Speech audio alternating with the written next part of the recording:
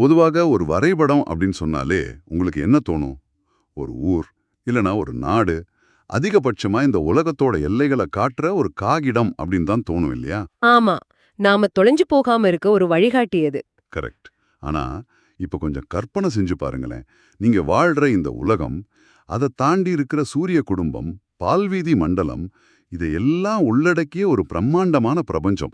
இது எல்லாத்துக்கும் சேர்த்து ஒரு வரைபடம் இருந்தா எப்படி இருக்கும்? அதுவும் பல்லாயிரம் பக்கங்கள் இருக்கிற புத்தகமா இல்லாம, ஒரு சில கவிய வரிகளுக்குள்ளே அது அடங்கி இருந்தா ரொம்ப ஆச்சரியமா இருக்கும் இல்ல? கண்டிப்பா.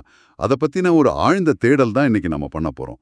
நம்மகிட்ட எந்த பெரிய அறிவியல் கட்டுரைகளோ இல்ல ஆய்வறிக்கைகளோ கிடையாது. 19ஆம் நூற்றாண்டுல வாழ்ந்த வள்ளலார் அருளிய அருள் விளக்க மாலை தொகுப்புல இருக்கிற 28வது பாடல் அப்படிங்கிற ஒரு ஒற்றை கவிதை மட்டும்தான் நம்மகிட்ட இருக்கு. அதாவது, ஒரு சில வரிகளுக்குள்ள ஐம்பூதங்கள் தொடங்கி, ஒட்டுமொத்த பிரபஞ்சத்தோட வரைபடத்தையும் எப்படி அவரால சுருக்க முடிஞ்சது அப்படிங்கிற கேள்வி இப்போ நேயர்களான உங்க மனசுல எழுந்திருக்கலாம். ஆமா, அந்த சுருக்கத்துல அப்படி என்னதான் இருக்கு? அதுலதான் மிக ஆழமான ஒரு அறிவியல் ஒழிஞ்சிருக்கு. பல நேரங்கள்ல நம்ம கவிதைகளை வெறும் ரசனைக்காகவோ இல்ல எதுகை மோனைக்காகவோ மட்டும்தான் பாக்குறோம். ஆனா இந்த குறிப்பிட்ட பாடல் வெறும் வார்த்தைகளோட தொகுப்பு கிடையாது. ஓ, அப்போ இதுல வேற ஏதோ உள்கருத்து இருக்குன்னு சொல்றீங்க? நிச்சயமா. இது பிரபஞ்சத்தோட ஆழமான கட்டமைப்பையும், குவாண்டம் இயற்பியல், அதாவது குவாண்டம் பிசிக்ஸ் போன்ற நவீன அறிவியல் தத்துவங்களையும் பல 100 வருஷங்களுக்கு முன்பே மிக நேர்த்தியா பதிவு செஞ்ச ஒரு ஆவணம்னு சொல்லலாம். சரி, இப்ப அந்த சூத்திரத்தோட முதல் பகுதியை நம்ம எடுத்துக்கலாம். இந்த பாடல் பிரபஞ்சத்தோட தொடக்க புள்ளியிலிருந்து அதோட கட்டமைப்பை விவரிக்குது. ஐம்பூத பரங்கள் முதல் நான்கும் அவற்றுள்ளே அடுத்திடு நன்னான்கும் அப்படின்னு அந்த வரிகள் தொடங்குது. அதுக்கப்புறம் அவை அகம்புற மேல் நடுக்கீழ் கம்பூத பக்க முதல் எல்லாம் தன்மையாமாய் காணும் அப்படின்னு விரியுது. இத கேட்கும்போது எனக்கு அந்த ரஷ்யன் பொம்மைகள் தான் நினைவுக்கு வருது. அதாவது ஒரு பெரிய மரப்பொம்மை இருக்கும், அதை திறந்தா உள்ள அதை விட சின்ன பொம்மை, அதை திறந்தா உள்ள இன்னொன்னு, இப்படி ஒண்ணுக்குள்ள ஒன்னா அடுக்கி வச்சிருப்பாங்க இல்லையா? ரொம்ப சரியான ஒரு உதாரணம். அப்போ இந்த ஐம்பூதங்களோட செயல்பாடும் நிலம், நீர், நெருப்பு, காற்று, ஆகாயம் அப்படின்னு தனித்தனியா பிரியாம ஒண்ணுக்குள்ள ஒன்னா பின்னி பிணைஞ்சு அடுக்கப்பட்டிருக்கா? கண்டிப்பா. அந்த ரஷ்யன் பொம்மைகள் உதாரணத்தை இன்னும் கொஞ்சம் அறிவியல் பூர்வமா நம்ம விரிவுபடுத்தி பார்க்கலாம். நீங்க சொல்ற மாதிரி இந்த ஐம்பூதங்கள் தனித்தனி அறைகள்ல அடைச்சு வச்ச பொருட்கள் கிடையாது. சரி. நவீன அறிவியல்ல ஃப்ராக்டல்ஸ் அப்படின்னு ஒரு அமைப்பு இருக்கு. அதாவது ஒரு பெரிய மரத்தோட கிளைய வெட்டி பாத்தீங்கன்னா அது அந்த முழு மரத்தோட வடிவத்திலேயே இருக்கும். ஓ, ஒரு இலையோட நரம்பமைப்பு நதியோட கிளைகள் மாதிரி இருக்கும் அப்படின்னு சொல்லுவாங்களே, அதுவா? அதேதான். ஒட்டுமொத்த பிரபஞ்சமும் இப்படிதான் ஒண்ணுக்குள்ள ஒன்னா தன்னை போலவே நகல் எடுத்துக்கிற ஒரு அமைப்பு கொண்டிருக்கு. அதத்தான் வள்ளலார் அவற்றுள்ளே அடுத்திடு நன்னான்கும் அப்படின்னு சொல்றாரு. அதாவது நிலத்துக்குள்ள நீர் இருக்கு, நீருக்குள்ள நெருப்போட ஆற்றல் இருக்கு, அப்படிதானே? ஆமா. இத மிக எளிதா புரிஞ்சுக்கணும்னா, இப்போ உங்க கையில இருக்கிற இல்ல உங்களை சுத்தி இருக்கிற ஒரு திடமான பொருளை எடுத்துக்கோங்க. ஒரு இரும்பு நாற்காலியோ இல்ல மேசையோ. அது நிலம், அதாவது திடப்பொருள். ஆமாம். ஆனா அணு அறிவியல் படி அந்த நாற்காலிய ரொம்ப நுணுக்கமா பார்த்தா அதோட அணுக்கள்ல 99.9% வெறும் வெற்றிடம் தான் இருக்கு. அந்த வெற்றிடம் தான் ஆகாயம். அட ஆமால்ல. அந்த அணுக்களுக்குள்ள எலக்ட்ரான்கள் சுற்றி கொண்டே இருக்கு. அந்த இயக்கம் தான் காற்று. அந்த எலக்ட்ரான்களை ஒன்னா பிணைச்சு வச்சிருக்கிற ஆற்றல் தான் நெருப்பு. நிஜமாவா? அப்போ நாம பாக்குற ஒரு சாதாரண திடப்பொருளுக்குள்ள கூட மற்ற எல்லா பூதங்களும் ஊடுருவி இருக்குன்னு சொல்றீங்களா? நிச்சயமா. இது ஒரு முடிவில்லாத சங்கிலி தொடர் மாதிரி. இது கேட்கறதுக்கு ரொம்ப பிரமிப்பா இருக்கு. நான் பாக்குற ஒரு சாதாரண மேசைக்குள்ள இவ்ளோ பெரிய பிரபஞ்ச நடனம் நடந்துட்டு இருக்குன்னு நினைக்கும்போது ரொம்ப ஆச்சரியமா இருக்கு. ஆனா அந்த அடுத்த வரிய கவனிங்க. அகம்புறமேல் நடுக்கீழ் கம்பூத பக்க முதலமெல்லாம் தன்மயமாய் காணும் அப்படின்னு அவர் சொல்றாரு. ஆமா, அது ரொம்ப முக்கியமான ஒரு வார்த்தை. உள்ளே, வெளியே, மேலே, கீழே அப்படின்னு எல்லா திசைகள்லயும் இந்த ஐம்பூதங்கள் தன்மயமாக இருக்குன்னு குறிப்பிடுறாரு.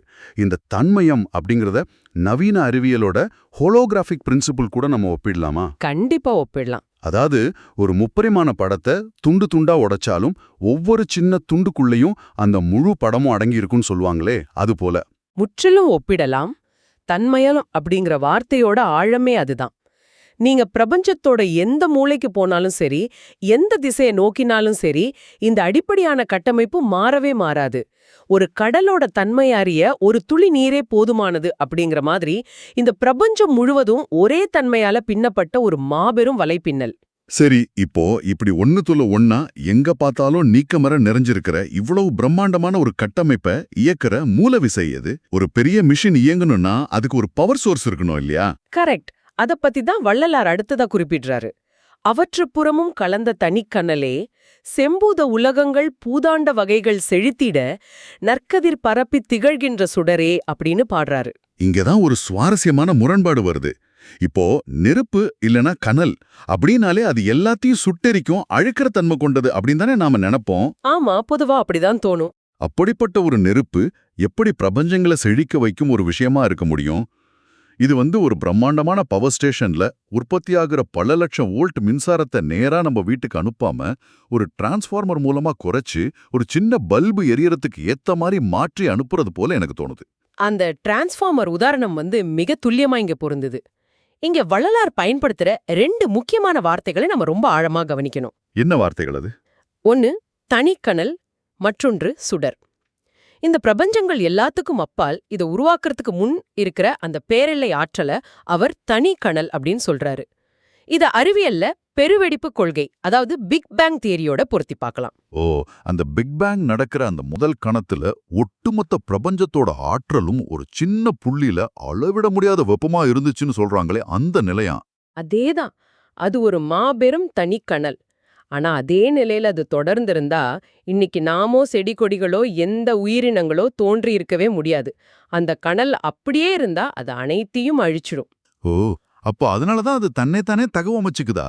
ஆமா, அந்த முடிவற்ற எல்லையற்ற ஆற்றல் தன் கருணையால இல்லனா பிரபஞ்ச விதியால விரிவடைந்து குளிர்ந்து தன்னை ஒரு சுடரா மாத்திக்குது. சுடர் அப்படிங்கிறது ரொம்ப மென்மையானது, வெளிச்சம் தருவது, அரவணைப்பது, உயிர்களை வளர்ப்பது. நீங்க சொல்றத வச்சு பார்த்தா அந்த தனி கனலோட ஆற்றல் பல படிநிலைகள்ல குறைக்கப்பட்டு நட்சத்திரங்களாவும் சூரியன்களாவும் மாறி இந்த ஐம்பூதங்களால் ஆன கோள்கள் எல்லாம் செழித்து வளர நற்கதிர் பரப்பும் சுடரா மாறுதுன்னு புரிஞ்சுக்கலாம் போல. நிச்சயமா. இப்போ நீங்க சுவாசிக்கிற காற்று, உண்ணும் உணவு, இந்த ஒளியை கேட்க நீங்க பயன்படுத்துற சாதனத்தோட மின்சாரம்னு எல்லாமே அந்த மாபெரும் கனல் சுடரா மாறி நமக்கு வழங்குற ஆற்றல் தான். இதுதான் அந்த இறை ஆற்றலோட பரிவு மிக்க இரட்டைத்தன்மை. இது கேட்கவே ரொம்ப ஆச்சரியமா இருக்கு. பிரபஞ்சம் தன்னை தானே செம்மைப்படுத்திக்கிட்டு உயிர்களை செழிக்க வைக்குது. ஆனா இவ்வளவு கச்சிதமா இயங்குற இந்த பிரபஞ்ச அமைப்புல மனிதர்களுக்கு மட்டும் ஏன் இவ்வளவு போராட்டங்கள்? எல்லாம் செம்மையா இருந்தா நாம அமைதியா ஆனந்தமா இருக்கணுமே. இங்கேதான் இந்த பாடலோட மிக முக்கியமான நம்ம சிந்திக்க வைக்கிற ஒரு வரி வருது. வெம்பூதத் தடை தவிர்ந்தார் ஏத்த மணிமன்றல் விளங்கும் நடத்தரசே அப்படின்னு அவர் குறிப்பிடுறாரு. இதுல எனக்கு ஒரு சந்தேகம். முந்தைய வரியில ஐம்பூத உலகங்கள் ரொம்ப கச்சிதமானவை அப்படிங்கறத குறிக்க செம்பூத உலகங்கள் அப்படின்னு ஒரு வார்த்தையை பயன்படுத்தினாரு. ஆனா திடீர்னு மனிதர்களுக்கு அந்த பூதங்கள் எப்படி ஒரு கொடிய தடையா, அதாவது வெம்பூத தடையா மாறுதுன்னு சொல்றாரு. இது ரொம்ப நியாயமான கேள்விதான். பிரபஞ்ச அளவுல செம்மையா இருக்கிறது ஒரு மனிதனுக்கு எப்படி தடையா, அதுவும் கொடிய தடையா மாற முடியும்? இந்த முரண்பாடு எப்படி உருவாகுது? இது ஒரு முரண்பாடு கிடையாது. மாறாக மனித உளவியலோட, அதாவது சைக்காலஜியோட மிக ஆழமான ஒரு உண்மைன்னு சொல்லலாம். பிரபஞ்ச அளவுல ஐம்பூதங்கள் மிக செம்மையானவை, அதனாலதான் அவை செம்பூதங்கள். சரி. ஆனா மனித மனம் எப்படி செயல்படுதுன்னு பாருங்க. நம்ம உடல் எதனால் ஆனது? இதே நிலம், நீர், நெருப்பு, காற்று, ஆகாயம் ஆகிய ஐம்பூதங்களால் ஆனதுதானே? ஆமாம், அது உண்மைதான். மனிதன் அப்படிங்கிற இந்த உயிரினம் பூமியில தப்பி பிழைக்கிறதுக்காக மனித மூளை சில அடிப்படையான உணர்ச்சிகளை உருவாக்குச்சு. அதாவது பசி, தாகம், பயம் இதெல்லாமா? ஆமா, பசி, தாகம், பாதுகாப்பிற்காக பொருட்களை சேர்த்து வைக்கிறது, இது எல்லாமே இந்த உடலை, அதாவது இந்த ஐம்பூத கட்டமைப்பை தக்க வைக்கிறதுக்கான போராட்டங்கள் தான். ஆனா காலம் செல்ல செல்ல இந்த அடிப்படை போராட்டங்கள் பேராசையா, அகங்காரமா, கோபமா, மத்தவங்கள அடக்கியாளும் எண்ணமா உருமாறிடுச்சு. ஓ, அதாவது நம்ம உடல் ஐம்பூதங்களால் ஆனது, அந்த உடலை காக்க நினைக்கும் அந்த பற்றுதல் தான் இந்த உலகத்தின் மீது உள்ள மாயையா மாறுதுன்னு சொல்றீங்களா? சரியா புடிச்சிட்டீங்க. வெளி உலகத்துல செம்மையா இயங்குற அந்த ஐம்பூதங்கள் நம்ம உடலா மாறி நம்ம ஆசைகளா உருவெடுக்கும்போது அந்த ஆசைகளே நம்ம அறிமை மறைக்குது. நான், எனது அப்படிங்கிற அகங்கார வலையில மனிதன் சிக்கும்போது அவனுக்குள்ள இருக்கிற அந்த பேருளிய அவனால உணர முடியல. அப்போ அந்த சுடருக்கும் அவனுக்கும் இடையில அவனோட உலக ஆசைகள் ஒரு பெரிய தடுப்பு சுவரா நிக்குது. அந்த தடுப்பு சுவர, இந்த மாயையை தான் வள்ளலார் வெம்பூத தடை அப்படின்னு சொல்றாரு. எந்த ஐம்பூதங்கள் உலகத்தை செழிக்க வைக்குதோ அதே ஐம்பூதங்கள் மனிதனோட அறியாமையால அவனுக்கு பெரும் தடையா மாறுது. இது மிக ஆழமான ஒரு உளவியல் உண்மை. நம்ம மனசுக்குள்ளதான் அந்த தடை இருக்கு. சரி, அந்த தடைய தாண்டி செல்றவங்களுக்கு என்ன கிடைக்கும்? அந்த வரியில மணிமன்றம், நடத்தரசன் அப்படின்னு சொல்றாரே, அதெல்லாம் எதை குறிக்குது? அந்த வெம்பூத தடைய, அதாவது உலகாயுத மாயைகளை யார் ஒருவர் முழுமையா தகர்த்து வெளியே வராங்களோ அவங்களோட அகக்கண்கள் திறக்குது.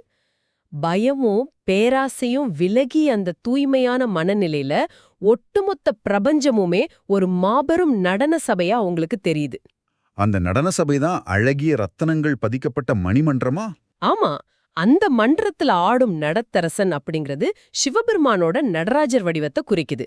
ஆனா இது ஏதோ ஒரு குறிப்பிட்ட உருவம் ஆடும் நடனம் கிடையாது. குவாண்டம் இயற்பியல்ல அணுக்களுக்குள்ள இருக்கிற துகள்கள் தொடர்ந்து தோன்றி மறைந்து கொண்டே இருக்கிற இயக்கத்தை ஒரு முடிவற்ற நடனம்னு சொல்வாங்க. ஓ, காஸ்மிக் டான்ஸ் அப்படின்னு சொல்லுவாங்க, அதுதானே? அதேதான், பிரபஞ்சத்தின் துடிப்பு அதுதான். உங்களோட அகங்காரம் அழியும்போது அந்த பிரபஞ்சத்தின் மாபெரும் லயத்தோட நீங்க ஒன்றிணைறீங்க. அந்த நடத்தரசனோட ஆனந்த நடனத்தை உங்களால நேரடியா உணர முடியும். பிரபஞ்சத்தின் ஒவ்வொரு அசைவும் ஒரு நடனம், நாமும் அந்த நடனத்தின் ஒரு பகுதி அப்படிங்கறத உணர்வது எவ்வளவு பெரிய ஒரு சுதந்திரம் பாருங்களேன். நிச்சயமா, தடைகளை தாண்டியவங்க மட்டும்தான் அந்த விடுதலைய முழுமையா அனுபவிக்க முடியும். சரி, இவ்வளோ பிரம்மாண்டமா பிரபஞ்சத்தோட கட்டமைப்பை பத்தியும் அந்த எல்லையற்ற ஆற்றலை பத்தியும் பேசிக்கிட்டு இந்த பாடலை வள்ளலார் எப்படி முடிக்கிறாருன்னு பாப்போம். சொல்லுங்க. என் விளம்பும் அணிந்தருளே அப்படின்னு முடிக்கிறாரு. அதாவது என் வார்த்தைகளையும் ஓர் அணிகலனா ஏத்துக்கோ அப்படின்னு அந்த பேரொலிக்கிட்ட கேட்கிறாரு. ஆமா, ரொம்ப எளிமையான ஒரு வேண்டுதல். இது நான் படிக்கும்போது எனக்கு எப்படி தோணுதுன்னா, ஒரு மிகப்பெரிய பன்னாட்டு நிறுவனத்தோட சிஇஓ இல்லனா ஒட்டுமொத்த உலகத்தையும் ஆளும் ஒரு சக்கரவர்த்தி கிட்ட போய் ஒரு சின்னஞ்சிறு குழந்தை தாம் பென்சிலால கிறுக்கிய ஒரு வாழ்த்தட்டைய கொடுத்து இதை உங்க மகுடத்துல வச்சுக்கோங்க அப்படின்னு சொல்றது போல தோணுது. ரொம்ப அழகான ஒரு ஒப்பீடு இது.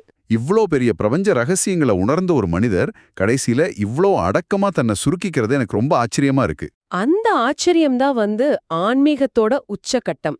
நீங்க அறிவியலோட உச்சத்திற்கு போனாலும் சரி, ஆன்மீகத்தோட உச்சத்திற்கு போனாலும் சரி, அங்க இறுதியில எஞ்சுவது இந்த பணிவு மட்டும்தான். கண்டிப்பா. நீங்க சொன்ன அந்த சிஇஓ உதாரணத்தை இதோட பொருத்தி பாருங்க. கோடிக்கணக்கான அண்டங்களை உருவாக்குறதும் ஐம்பூதங்களை நிர்வகிக்கிறதும் அந்த எல்லையற்ற தனித்த கனலார்க்க இருந்து பின் செழிக்க வைக்கும் சுடரா மாறுவதும் இது எவ்வளோ பெரிய ஒரு நிர்வாகம். ஆமா, அது ரொம்ப பிரம்மாண்டமானது. இப்படிப்பட்ட மாபெரும் ஆற்றலுக்கு முன் மனிதன் அப்படிங்கிறவன் பிரபஞ்சத்தோட ஒரு மிகச்சிறிய தூசு. ஆனா அந்த பிரம்மாண்டமான சக்தி, அந்த நடல் நரசன் எந்தவித அகங்காரமும் இல்லாம தன்னை நாடி வரும் ஒரு தூய்மையான மனதோட வார்த்தைகளை ஒரு ரத்னமாலையா ஏத்துக்கிற அளவுக்கு கருணை மிக்கது, எளிமையானது. ஓ, அந்த பேரொலிக்கு இந்த சொற்கள் தேவையில்லை, ஆனா இது ஒரு அன்பான சமர்ப்பணம். ஆமா, அகங்காரம் கொண்ட ஒருவரோட வைர மாலையை விட தடைய தாண்டிய ஒரு எளிய பக்தனோட வார்த்தைகளை அந்த பிரபஞ்சம் பேரன்போடு ஏத்துக்குது அப்படிங்கறத தான் என் விளம்பும் அணிந்தருளே அப்படிங்கிற வரி மிக அழகா உணர்த்துது. ஒரு ஒற்றை பாடலுக்குள்ள இவ்வளவு அறிவியல், உளவியல் மற்றும் ஆன்மீக பரிமாணங்கள் பொதிஞ்சு கிடக்குது அப்படிங்கறத அலசும்போது நிஜமாகவே ரொம்ப பிரமிப்பா இருக்கு. ஆமா, நாம இந்த ஒரு பாடல்லயே நிறைய விஷயங்களை பார்த்துட்டோம். ஆமா, முதல்ல அந்த ரஷ்யன் பொம்மைகள் மாதிரி ஐம்பூதங்கள் எப்படி பிரபஞ்சமா விரியுதுன்னு பார்த்தோம். பிறகு ஒட்டுமொத்த பிரபஞ்சத்தோட ஆதாரமான அந்த மாபெரும் ஆற்றல் எப்படி தன் வெப்பத்தை குறைச்சுக்கிட்டு உயிர்களை செழிக்க வைக்கும் சுடரா மாறுதுன்னு புரிஞ்சுக்கிட்டோம். அது மட்டும் இல்லாம நம்ம உலக பற்றுதல்களும் அகங்காரமும் எப்படி வெம்பூத தடையா மாறி நம்ம தடுக்குது அப்படிங்கறதையும் ஆழமா அலசணும். ஆமா, அந்த உளவியல் தடையை தாண்டி வருபவர்களுக்கு பிரம்மஞ்சத்தோட குவாண்டம் நடனமான அந்த மணிமன்றத்து நடத்தரசனோட தரிசனம் எப்படி கிடைக்குதுன்னு பார்த்தோம். கடைசியா இத்தனை பிரம்மாண்டத்தின் முன் ஒரு சாதாரண மனிதனோட வார்த்தைகளை அணிகலனா ஏத்துக்க சொல்ற அந்த மாபெரும் அடக்கத்தையும் நம்ம உணர்ந்தோம். இந்த தேடலோட தொடக்கத்துல நீங்க கேட்டீங்களே, பிரபஞ்சத்துக்கு ஒரு வரைபடம் இருக்க முடியுமா அப்படின்னு.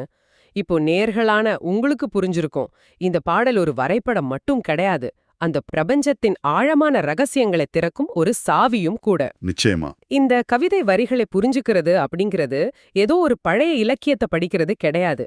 இது நாம ஒவ்வொரு நாளும் இந்த உலகத்தை பாக்குற விதத்தையே மாற்ற ஆற்றல் கொண்டது. உங்கள் அலுவலகத்துல நீங்க பாக்குற மேசை, வீசும் காற்று, ஓடும் நீர், இதெல்லாம் இனி உங்களுக்கு வெறும் ஜட பொருட்களா தெரியாது. அது எல்லாத்துலயும் அந்த தன்மையும் நிறைஞ்சிருக்கு அப்படிங்கறத நாம உணர்வோம். ஆமா, அந்த பேரொளிக்கும் உங்களுக்கும் இடையே உள்ள தொடர்பு எந்த தடையும் இல்லாதது அப்படிங்கறத நீங்க உணரும்போது உங்களோட அன்றாட வாழ்க்கையில இருக்கிற பல தேவையற்ற பயங்களும் பதற்றங்களும் தாமாகவே மறைஞ்சிடும். அந்த தெளிவு பிறந்துட்டா நம்ம ஒவ்வொரு நாளுமே ஒரு கொண்டாட்டம் தான். சரி நேயர்களே, இந்த மிக ஆழமான பயணத்தை நிறைவு செய்யறதுக்கு முன் உங்களுக்காக ஒரு சின்ன சிந்தனையை நான் விட்டு செல்ல விரும்புறேன். ரொம்ப முக்கியமான கட்டம் இது. இந்த பாடல் முழு பிரபஞ்சத்தையும் ஒரு மேடையாவும் அதுல நடக்கிற இயக்கத்தை ஒரு மாபெரும் நடனமாவும் சொல்லுது. ஆனா அந்த விடுதலையை நம்ம உணராம தடுக்கிறது நம்ம மனசுக்குள்ள இருக்கிற அந்த வெம்பூத தடைகள் தான் அப்படிங்கறத நம்ம பார்த்தோம். இப்போ நீங்க கொஞ்சம் சிந்திச்சு பாருங்க. உங்களோட சொந்த வாழ்க்கையில உங்களுக்குள்ள இருக்கிற அந்த அமைதியான உள் ஒளிய காண விடாம தடுக்கிற அந்த தனிப்பட்ட வெம்பூத தடைகள் எவை? அது உங்களோட ஈகோவா இல்ல தோல்வியை பற்றிய பயமா? இல்லனா எந்த பயனும் தராத தேவையற்ற உலகப் பற்றுதலா? எந்த சுவர் உங்களை அந்த பிரபஞ்ச நடனத்துல கலக்க விடாம தடுத்து நிறுத்துது? அந்த தடைகளை தகர்த்தெறிந்து உங்களால் அந்த மணிமன்றத்தோட விடுதலைய, அந்த பேரானந்தத்தை உணர முடியுமா? சிந்திச்சு பாருங்க. இந்த ஆழ்ந்த தேடல்ல இணைந்தமைக்கு மிக்க நன்றி. மீண்டும் சந்திப்போம்.